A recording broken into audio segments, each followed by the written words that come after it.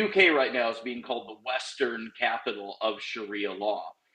So just simply looking at the numbers and looking at the countries that have adopted Sharia law, it's growing exponentially, and it's even coming to the United States of America. It's happening here in the way of establishing Sharia councils, what they call councils here in the United States. Get ready to strap in. It's going to be a heck of a ride. It's like drinking from a fire hose. Never a dull moment, but yes, you'll hear the stories you won't hear anywhere else, and we appreciate you being here with us for them today. I'm Justin Barclay. Now, welcome in today our guests with a very important conversation, one that I think some folks may be, I don't know, intentionally sleeping on, but there is a definite topic, subject of conversation that I think, with everything else that's happening in the world right now, is getting swept under the rug. Folks, today's guest is no stranger to standing in the fire. He's a pastor, a missionary, and a man who's been on the front lines, literally, in some of the most dangerous places on earth, including radical Islamic strongholds in Nigeria. But today, he's sounding the alarm on something that's happening much closer to home. Brad Brandon is the founder of Across Nigeria. It's a boots-on-the-ground ministry reaching persecuted Christians and unreached Muslim communities. And he's also the author of a powerful new piece in the Daily Wire, The Global Rise of Sharia Law and Mamdani's Intifada Silence. And folks, if you think Sharia law is just some sort of far-off foreign issue, you may want to think again, because Brad's here to expose how it's creeping into the West and what we need to do about it before it's too late. It's no longer a matter of time of if, it's when, and that time here is now. I know you've been ringing the alarm on this. Walk us through what's going on and why folks need to be aware. The UK right now is being called the Western capital of Sharia law. So just simply looking at the numbers and looking at the countries that have adopted Sharia law, it's growing exponentially, and it's even coming to the United States of America. It's happening here in the way of establishing Sharia councils, what they call councils here in the United States. So it's a big problem, and it's a growing problem, and we should either address it now before it's too late. That's my feeling on it. Brad with us. Let me ask you, Brad, because I'm watching this play out, and some of the questions that have come into my mind as you making some great points here. We've seen there's this place in Texas that they wanted to have a full-on a Muslim and possibly Sharia law in that area. This was a big, almost like a town that they wanted to build there. Yeah. We've seen in Florida that they've made some pretty bold statements about taking over in some areas there. But they've got the mayor in New York City. We've got the mayor in Minnesota as the latest that are popping up. And you're talking to somebody who's in Michigan and maybe a couple hours away from Dearborn. That's right. We've got some places that are already moving in this direction. Yeah, and you mentioned Texas, where they're basically setting up an Islamic community in the heartland of Texas. Now Texas is pushing back on that, as you'd expect Texas to do. But there are places in the United States that are not pushing back, that are welcoming this in. One of those is New York City. I'm in Connecticut right now, so I'm not far from New York City. And Mamdani has basically refused to denounce the motto, globalize the Intifada. Well, when you break that down, what does that mean? Intifada means the installation of Islamic rule. And part of Islamic rule is Sharia law. You can't get away from it.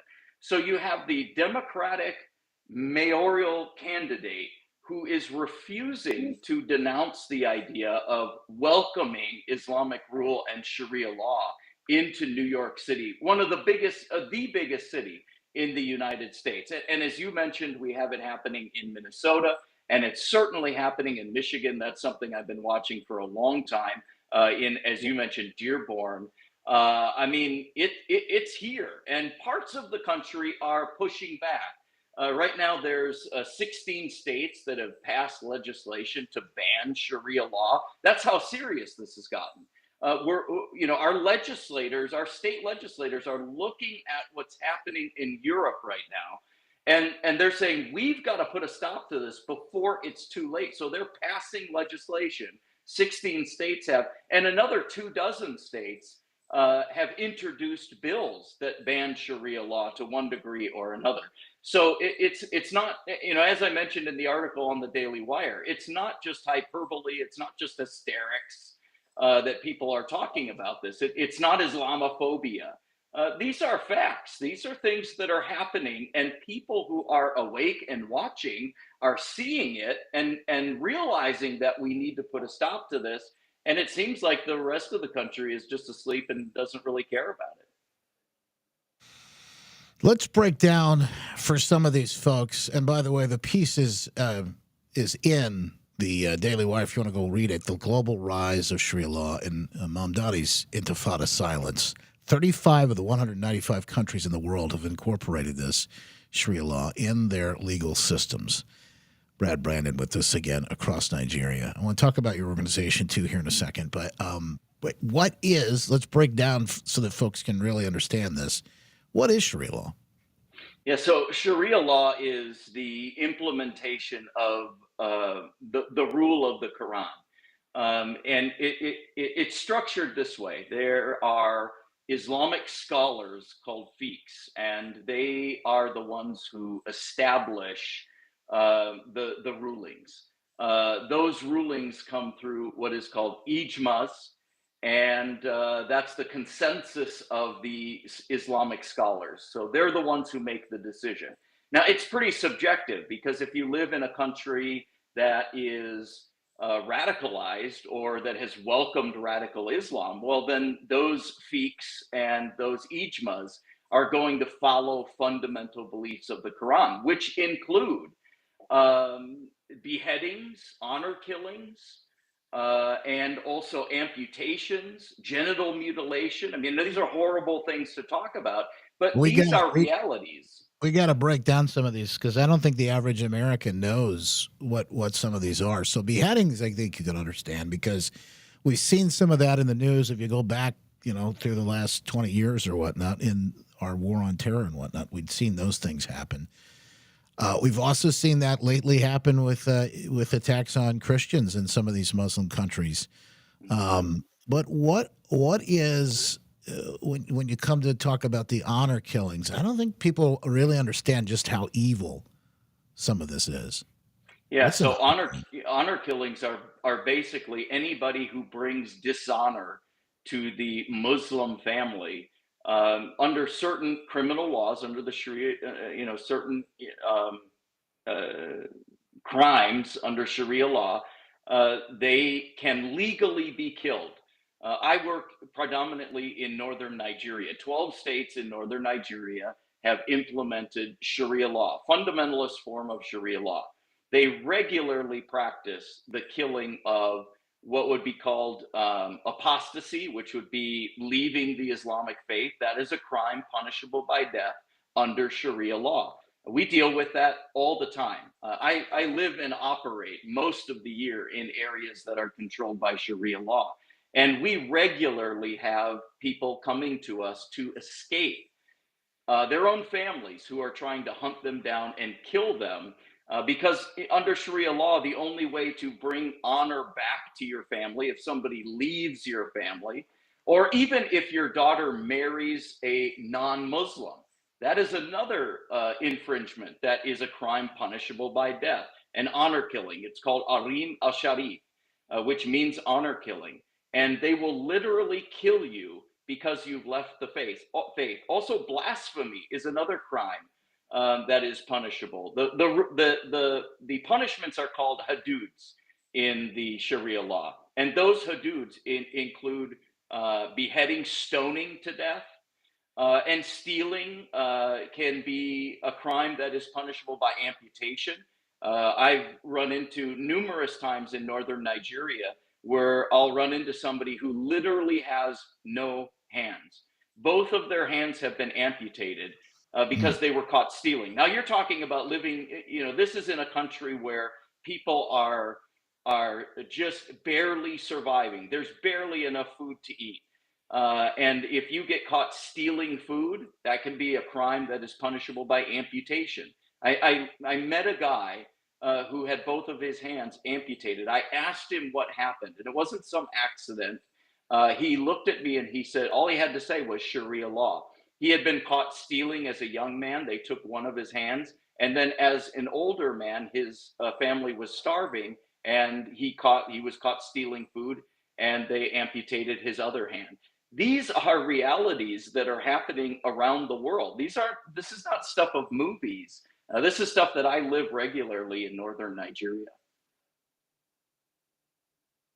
I hate to even think about this stuff, and I think most of us do. We live here in a very, sort of a very kind of almost like a bubble, very It protected from is.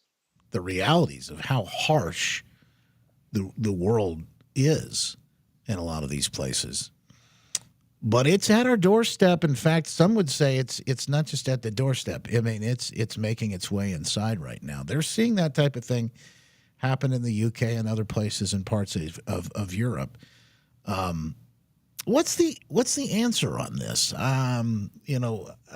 We've got cultures clashing here at a rate that is it's been really exponentially sped up recently because of I think there are outside forces that want to push us together to cause and create chaos.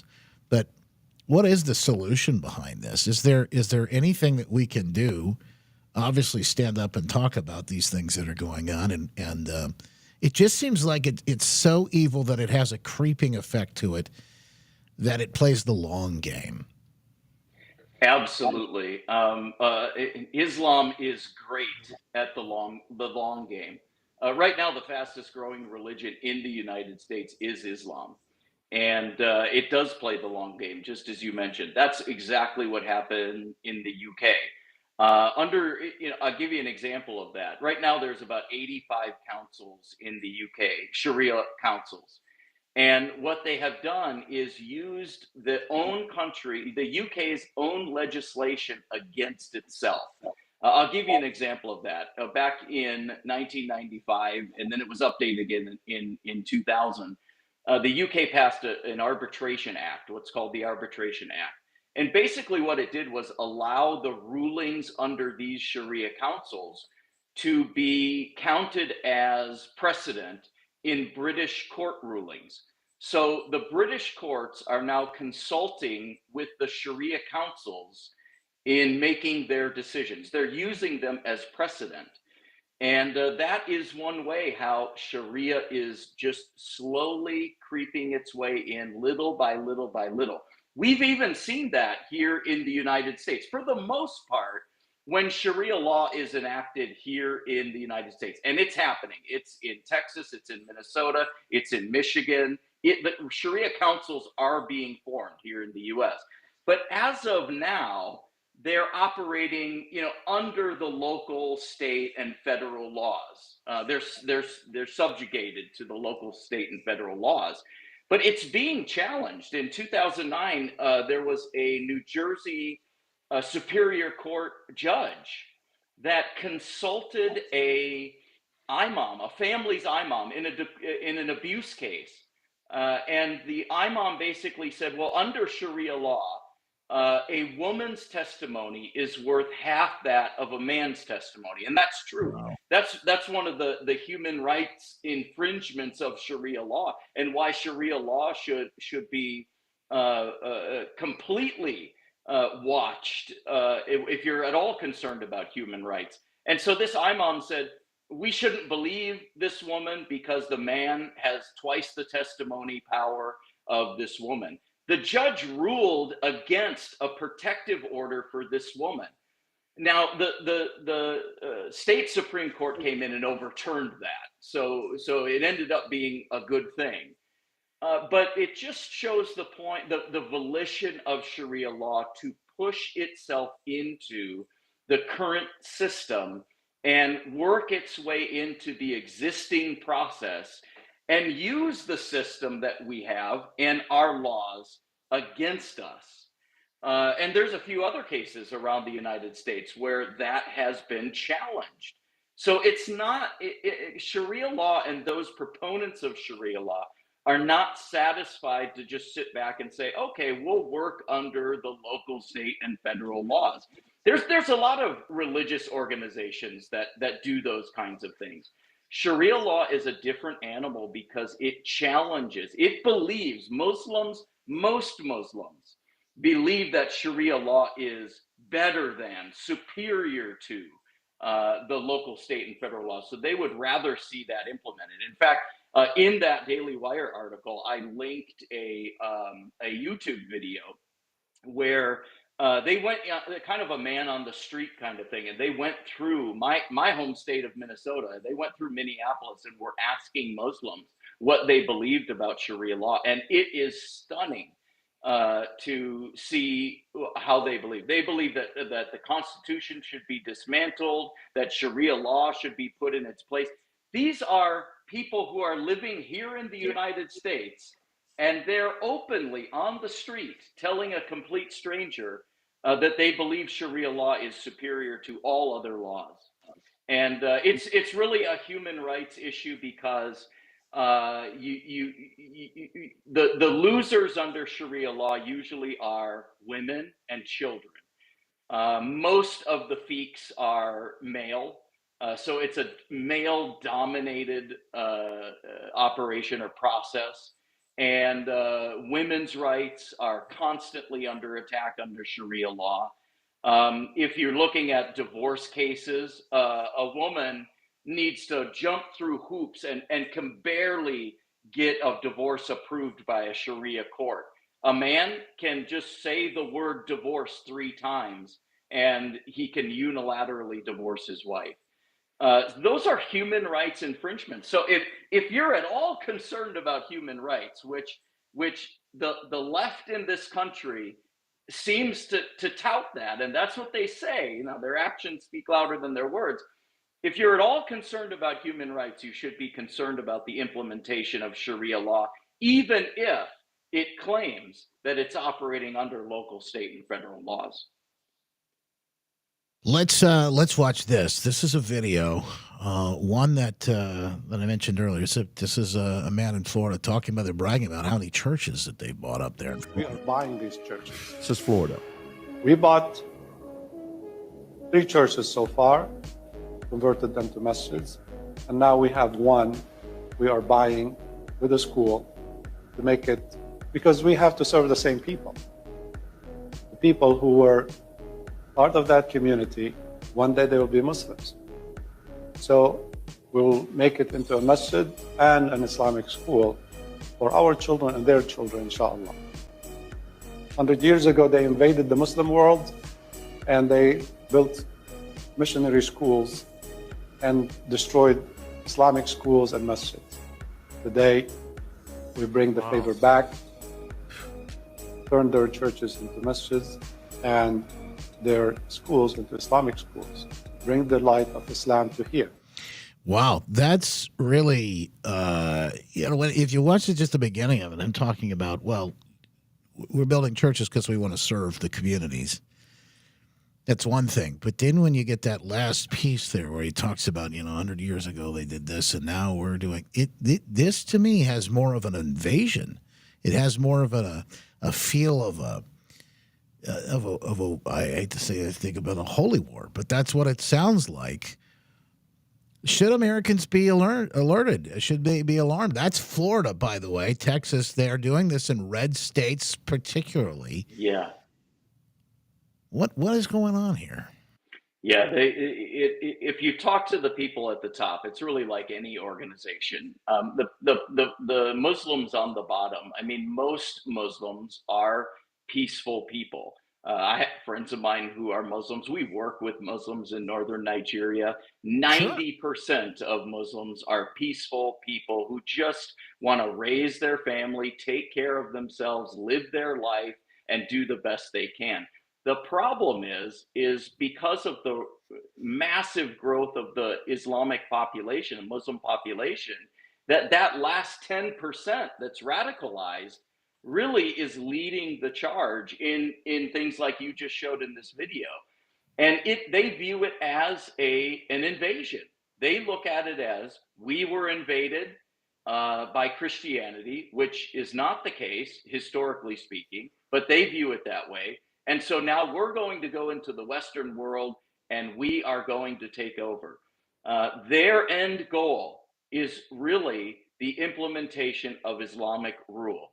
Those are the leaders at the top who are saying that. Those are the imams. Those are the fiqhs in the Sharia courts that are saying that. Their goal is really to implement Sharia rule and Islamic rule wherever they go.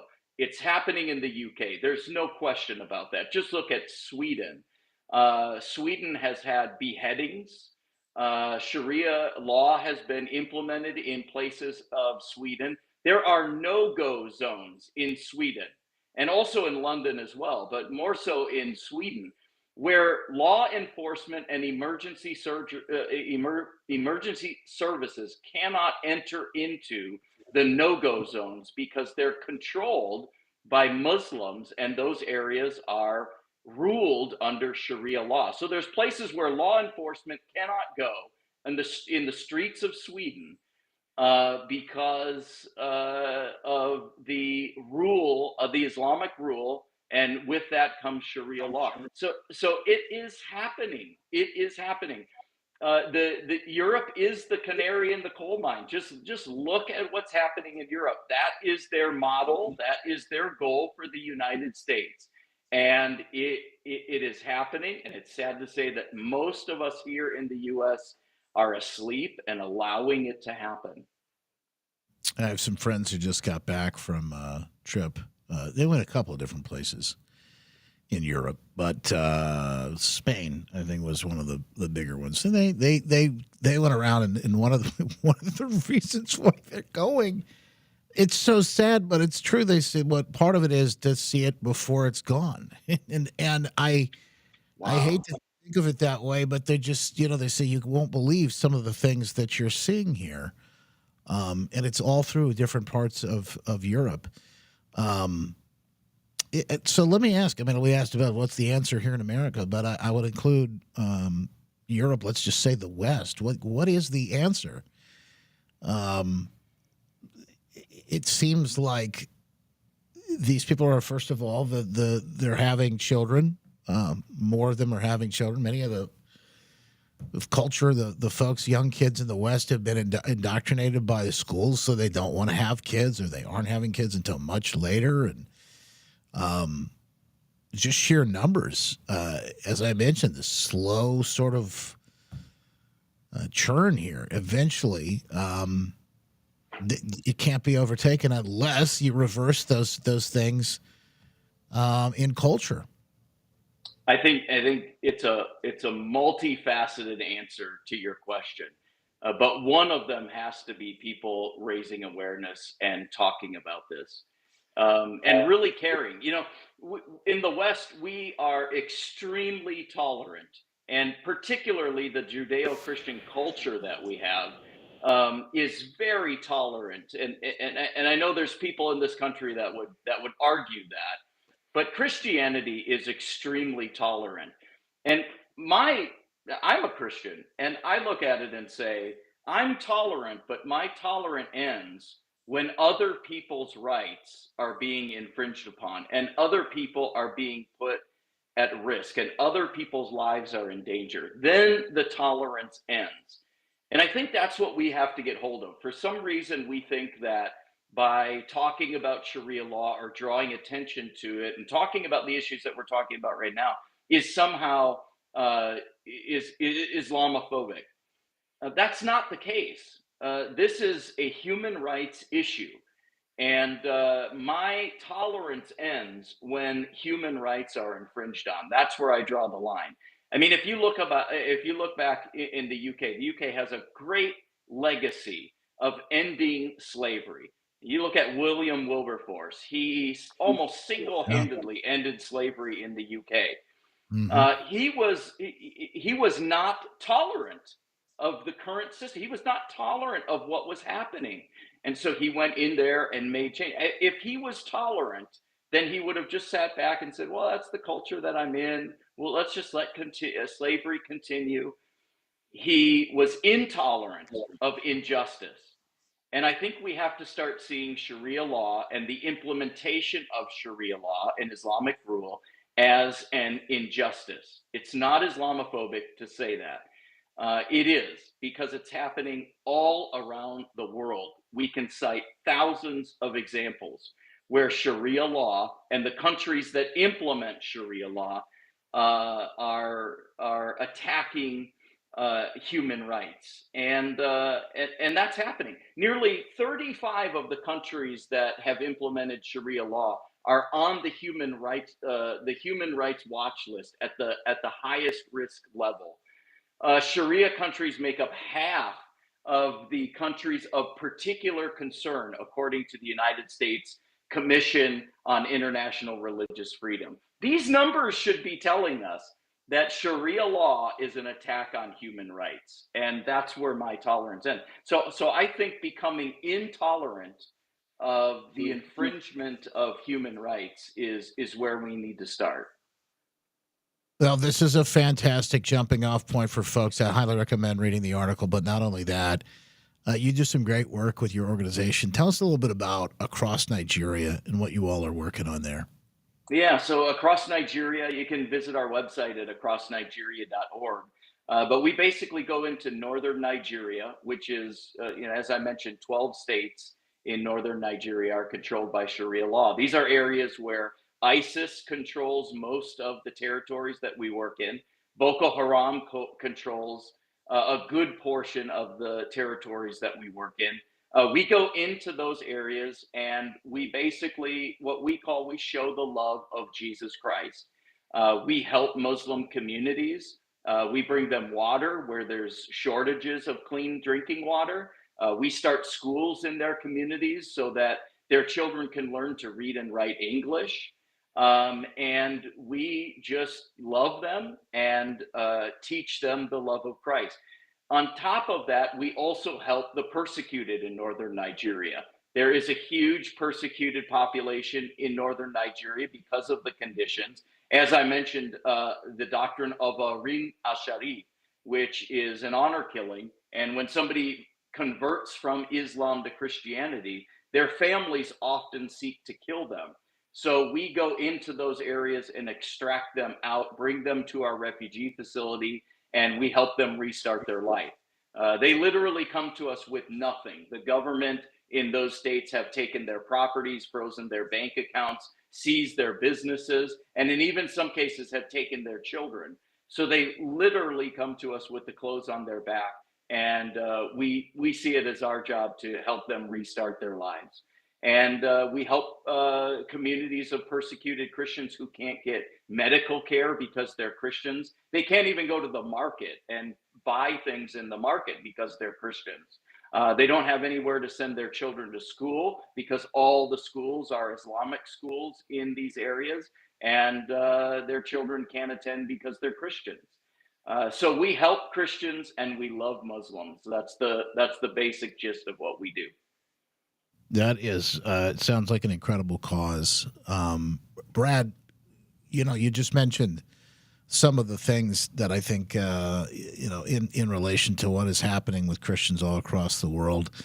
And it's just, the days that we're in right now, we're seeing attacks here at home on churches, but I think that's just very sort of barely scratches the surface on the things that the churches and individuals see across the world, and particularly in places like this. What a tough assignment that must be to protect those folks, but at the same time, to love some of the folks that are responsible in some ways. It's got to be a very tough sort of line to walk there.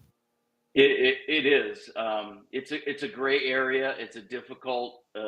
There's often difficult decisions that have to be made. I'll go into a village where they're implementing a hadud, where they're, caning somebody 40 times because they stole something or got caught doing drugs or something. And you kind of have to overlook that because the overall mission that we have is bigger than that. And so you have to be tolerant in some ways of the things that are happening in these areas and in these states and in the region. A lot of times we end up building relationships with Muslims who have a history of violence towards Christians. Many of the chiefs and leaders of the Fulani Muslim communities that we minister to have a history of persecution against Christians and massacres that have happened against Christians in northern Nigeria. Last Christmas was the Christmas massacre, where there were 200 Christians that were killed on Christmas morning. Just about 4 weeks ago, there were 150 Christians that were massacred by Fulani Muslims. We have to go into those areas, and even though they hate us sometimes and show violence towards Christians, we believe that the love and the power of Christ is greater than all of that. And that's what we believe in. That's what we practice. The Bible talks about, and again, I'm a Christian, so I follow the Bible. The Bible talks about the fruit of the Spirit, and there's a reason why the Bible calls it fruit. Fruit is the reproductive organ of a plant. If you cut open an apple, inside of it are seeds. And so we believe it's our job to be filled with the Spirit, produce the fruit of the Spirit, and reproduce faith in the lives of people around us. And that's the tenet of what we do it across Nigeria. It's so interesting because this, you're like right in it. I mean, this is where the rubber meets the road, and the stuff you read about in the Bible. This is it, and I can't imagine. It's so easy to say, well, those people hate us and they're killing us. And I mentioned earlier, this seems like a bit of a holy war that's happening. But the truth is, whether it's here or there or wherever we're facing these things, the Lord wants those people saved too, That's right. and they're important to Him. Yeah. Yeah. And when you sit down and you talk with a Muslim, you stop seeing them as a Muslim with that label, and you see them as a friend or a grandfather or a father or mother. You see them as a person. What you quickly realize is that their circumstances, the horrible socioeconomic conditions of the area, the region that they live in, has often driven them to do what they do. And they feel as though they have no other options. That's really the power behind the schools that we start in Muslim communities, where we teach their children to read and write English, which is like having a college education in northern Nigeria. But what we're doing is giving them options. People often resort to violence because they feel they have no other options. Even the crisis between Fulani herders, I'm sure your viewers have heard of that, and Christian farmers in northern Nigeria, that often makes the news. The reason why it's a crisis is because of the shortage of areas for their cattle to graze in. And so the cattle go on to Christian farms and eat the crops, and the Christians come out and chase the cows off of their farm. And then the Muslims come in and retaliate. And through that conflict, it ends up being a massacre. That's usually what the massacres are about in northern Nigeria. Now, it's different when you're talking about Boko Haram and ISWA, but even then, I've talked to some Boko Haram soldiers, and I've asked them, what compelled you to join Boko Haram? And they've told me, they said, Boko Haram provides stability. It provides a community that I can belong to. It provides a source of income. They provide food. This isn't an area where most people make $1 a day. And every act of violence, Boko Haram will pay anywhere from $50 to $100 to, blow up a bus or a car or something like that. Boko Haram pays very well. That's a small fortune to some of these people in northern Nigeria. So when you see it like that, all of a sudden, I'm not excusing it. I don't agree with it. I think it's horrible and awful. But all of a sudden, you begin to understand these people are trying to survive. And Boko Haram provides a place, an avenue for them to survive, whereas else they may die and their family may die with them. So when you see it like that, I think it takes on a whole nother dimension. It's not just as simple as, oh, these are radicalized Muslims and they want to kill all Christians. It's not that. I wish it was that easy. It's not that easy. When you get down, boots on the ground where we are, in with the people, getting to know them, living in their communities, speaking their language, it takes on a whole nother dimension. Brad, thank you for shining the light on all of this. Obviously, you have a wealth of knowledge right in the middle of all of this, and I guarantee that we'll want to catch up and maybe continue the conversation in the days ahead, because this is a story that continues to develop. But in the meantime, I know there's going to be somebody that listened to this today and said, I have a heart to maybe help out there if I can in some ways. How can people help with your mission there and across Nigeria? Yeah, that's a great question. Acrossnigeria.org. I think the thing that we ask people to do the most is pray for us. It's really the prayers of our supporters and our followers that sustain us. The best way to stay up to date on praying for us is go to our website, acrossnigeria.org. We put out a weekly email update where we, basically publish the latest of what's happening in northern Nigeria and what's happening with across Nigeria and what we're doing. All we need is your name and your email, and we'll send you, just once a week, we'll send you an email update and to let you know what's going on. So at least people, our followers, know how to pray for us. And then I think the last thing is we certainly need donations and funds to be able to do the projects that we do. You can do that at the website, acrossnigeria.org. There's a Give Now button in the upper right-hand corner. Just click on that and give whatever God lays on your heart. Brad, thank you so much for taking the time to be here with us today. Obviously, another one of these stories. Brad Brandon, across Nigeria, that we're digging into. There's so much, I think, in this episode. People are going to want to maybe even go back and listen to it again. Share it with someone who you think needs to hear this story, may even have a heart for that mission there. But, Brad, thank you so much for taking the time. Appreciate you. I'd love to have you back sometime. Hey, thanks, Justin. I'll come back anytime. You got it. God bless. Welcome to the world of Q Broadcast. Hey, it's Justin. It's the future of home entertainment. It's here today. Now you can say farewell to cable and other streaming services that limit your options and open the door to unlimited possibilities. Q Broadcast gives you the power to choose what you want to watch, when you want to watch, and where you want to watch your favorite shows.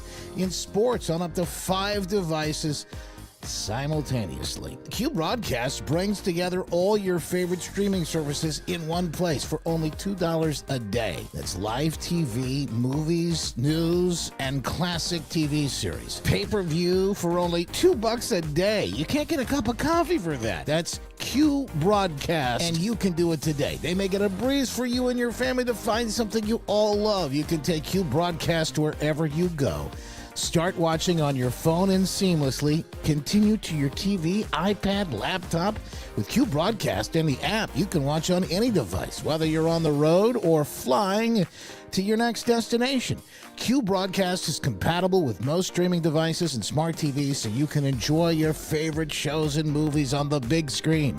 And for all the sports fans, Q Broadcast offers your favorite college and professional sports from around the world, providing the ultimate sports experience. Q Broadcast is the future of home entertainment. So say goodbye to cable and the limitations. Embrace the endless possibilities with Q Broadcast.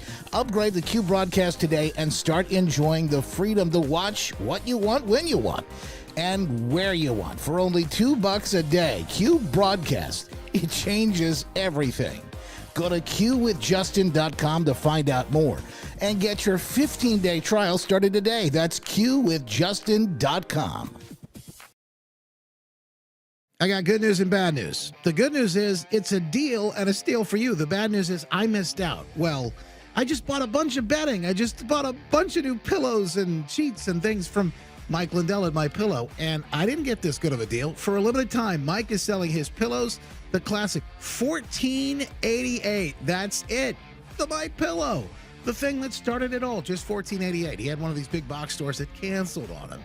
You know how they do. Well, this is actually your win. It's a win for everyone. A win for Mike because he can unload the pillows at a great price. It's a win for you because you get a good deal, and you can help support this program at the same time. Get your pillows for $14.88 when you go to mypillow.com/Justin. Use code Justin at checkout. That's mypillow.com/Justin. And while you're there, shop for all kinds of great things. I love the towels. The best towels I've ever used in my entire life because Mike's got all kinds of great goodies.